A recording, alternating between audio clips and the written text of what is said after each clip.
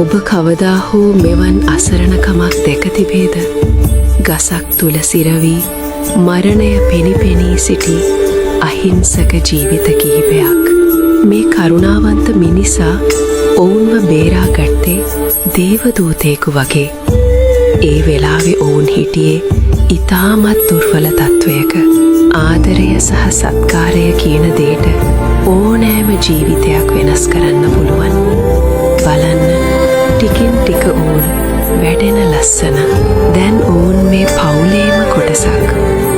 නිල් සහ රන්වන් පැහැති පියාපත් විහිදා ඔවුන් පියාඹන විට දැනෙන සතුට වචනයෙන් විස්තර කරන්න බෑ. ඔවුන් දැන් කතා කරනවා, සෙල්ලම් කරනවා, ආදරය බෙදා ගන්නවා. එක මිනිසුකුගේ කරුණාව නිසා අද මේ අහස යට ජීවිත 6ක් ලස්සනට පියාඹනවා.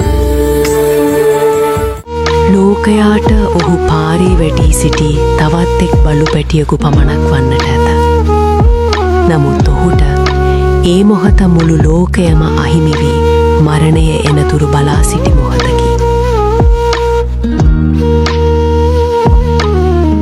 මහවැස්සේ මඩ වතුරෙන් පෙගී තනිවම සීතලට ගැහෙමින් සිටි ඒ කුඩා දෑස් මරණ බියෙන් පිරී තිබුණි. පිහිටක් වන්නට කිසිවෙකුත් නැති ඒ පාළු පාරේ ඔහු තම අවසන් හුස්ම ගැන සිතන්නට ඇත. නමුත් මනුෂ්‍යත්වය තවමත් ජීවමානය. උණුසුම් තුවායකින් ඔහු පිරිමැද වැළඳ ගන්නා විට ඒ පුංචි හදවතට මුල්ම වතාවට ආරක්ෂාව යනු කුමක්දැයි දැනෙන්නට විය. බඩගින්නට උණුසුම් කිරිබිඳක් ලැබෙන විට ඔහුගේ දෑස් අලුත් බලාපොරොත්තුවකින් දිදුලන්නට විය.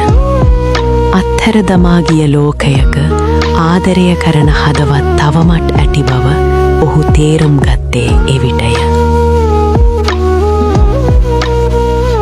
නහවා පිරිසිදු කර මඩ තැවරුණු අතීතය සෝදාහරින විට ඒ අසරණ බව මැකි ගොස් සුරතල් පෙනුම නැවත මතුවිය.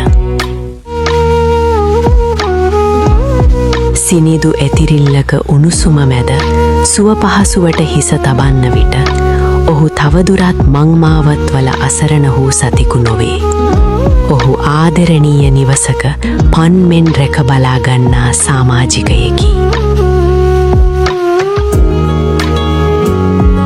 මතක තබා ගන්න, ඔබ දක්වන කුඩා කරුණාව තවත් ජීවිතයකට මුළු ලෝකයම විය හැකිය.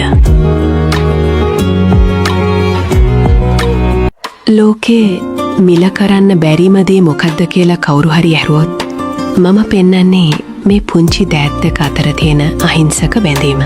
තමන්ට වඩා තමන්ගේ යාළුවා ගැන හිතන මේ පුංචි හදවතට මොනතරම් ආදරයක් දැනෙනව ඇද්ද?